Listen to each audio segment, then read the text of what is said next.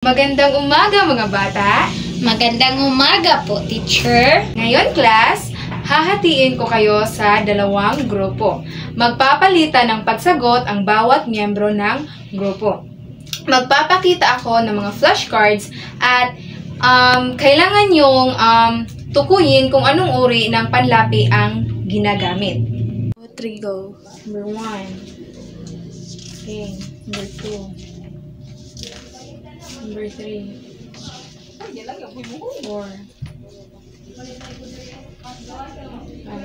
Okay. So, ngayon class, bago tayo pumunta sa ating bagong aralin, tayo muna ay magbalik-aral. Class, ano ba ang ating nakaraang leksyon sa Filipino? Ang ating nakaraang leksyon ay tungkol sa uri ng pangungusap. Okay, magaling. Ano ba ang uri ng pangungusap? Ang mga uri ng pangungusap ay mahahati sa 4 na uri, batay sa gamit at intonasyon. Tama, magaling. Ano ba ang 4 na uri ng pangungusap? Pasalaysay, patanong, pautos, at padamdam. Okay, magaling. So, sino ang makapagbibigay ng halimbawa ng pasalaysay? Ako, teacher. Okay. Si Mariani ay nag-aaral sa eskwelahan. Tama, magaling. Sa patanong naman, sino ang magbigay ng isang halimbawa?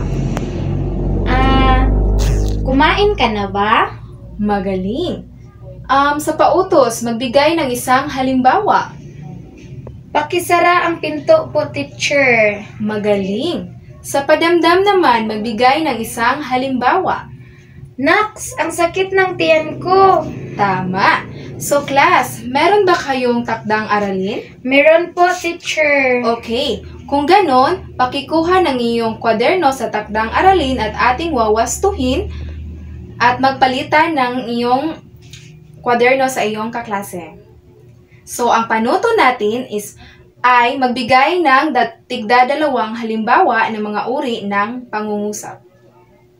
Okay, class? Kumuha ng malinis na papel at sagutan ito ng 3 item na pasulit. So, ang ating panuto ay tukuyin kung anong uri ang pangungusap ang ginamit. So, una, ang mga bata ay naglilinis ng silid-aralan. Pasalaysay po ito, teacher. Tama. Kailan darating ang mga guro sa klase? Patanong po ito. Okay. Pangatlo, grabe, ang lakas ng ulan. Padamdam po, teacher. Magaling. Sino ang nakakuha ng 3, 2, 1? Magaling. Class, meron ako ritong salita. Makinig kayong mabuti sa aking pagbabasa. Malinaw ba, class? Una, uminom. Pangalawa, tumulong. Pangatlo, kainan. Pang-4, pinag-usapan. Pang-5, pinagsumikapan. Alam niyo ba ano ang tawag sa mga nakasalungguhit? Tama, ito ay panlapi. Ngayon, ano kaya sa tingin ninyo ang ating leksyon ngayong araw? Magaling, ito'y tungkol sa mga uri ng panlapi. Basahin natin ang ating kasanayan. Kasanayan, natutukoy ang mga uri ng panlapi. Batay sa ating kasanayan, ano kaya ang ating suliranin? Okay, ito ang ating suliranin, pakibasa.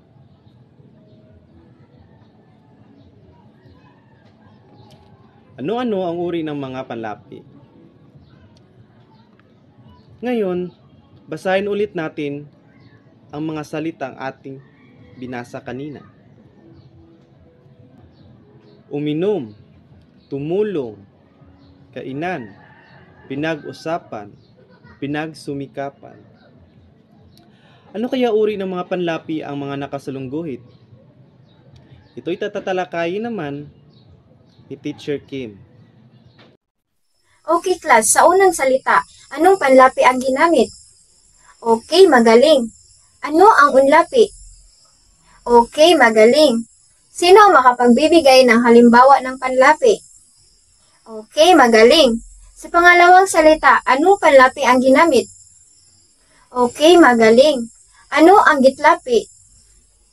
Tama. Sino ang makapagbibigay ng halimbawa ng gitlapi? Magaling. Sa pangatlong salita, anong panlapi ang ginamit? Okay, ano naman ang hulapi? Tama. Sino ang makapagbibigay ng halimbawa ng hulapi? Okay. Sa pang-apat na halimbawa, ano ang panlapi ang ginamit? Tama. Ano ang kabilaan? Tama. Sino ang makapagbibigay ng halimbawa ng kabilaan? Magaling. Sa panlimang halimbawa, anong panlapi ang ginamit? Tama. Ano ang laguhan? Tama. Sino makapagbibigay ng halimbawa ng laguhan? Magaling. Okay, class. Kumuha ng isang pirasong papel at sagutan ito. Panuto. Tukuyin ang uri ng panlapi na ginagamit sa mga salitang may lapi na sinalungguhitan at isulat kung ang salita ay ginamitan ng unlapi, gitlapi, hulapi, kabilaan o laguhan. Class, ngayon magkakaroon tayo ng pangkatang gawain at hahatiin ko kayo sa dalawang pangkat. Ang bawat pangkat ay pipili ng leader, tagapagsulat at tagapag-ulat. Class, ano-ano ang pamantayan sa pangkatang gawain? Very good. Okay, class, basahin ang pamantayan ng pangkatang gawain ng sabay-sabay. Okay, mga leaders, sa bawat pangkat ay pumunta sa harap at kunin ang activity cards. Basahin ang nilalaman sa inyong kaklase. At ngayon, maaari na kayong pumunta sa inyong kagrupo at simulan na inyong pagsagot. Okay, class, sasagutan niyo na ba ang inyong activity? Ano ang pamantayan sa pag-uulat? Tama, magaling. Basahin ang pamantayan sa pag-uulat ng sabay-sabay. Ngayon, class, ating balikan ang ating suliranin at basahin ito ng sabay-sabay. Masasagot na ba natin ang ating suliranin? Magaling! Ano-ano nga ulit ang uri ng panlapi? Tama! Ngayon naman, babasahin natin ang ating konsepto ng sabay-sabay. Magaling! Dahil natutunan nyo na kung ano ang panlapi at mga uri nito, kumuha kayo ng isang malinis na papel at sagutan ito. Ngunit bago tayo sumagot, basahin muna natin ang ating panuto. Maaari na tayong sumagot at bibigyan ko kayo ng 5 minuto upang sumagot. Tapos na ba? Atin wawastuhan ang ating mga sagot. Okay class, bago natin simulan ang ating pagtataya, may mga tanong pa ba kayo tungkol sa ating leksyon? Magaling. Class, ano ang gagawin upang madaling maunawaan ang leksyon? Tama. Dapat lang na makinig ng mabuti para hindi mahirapang unawain ang ating leksyon.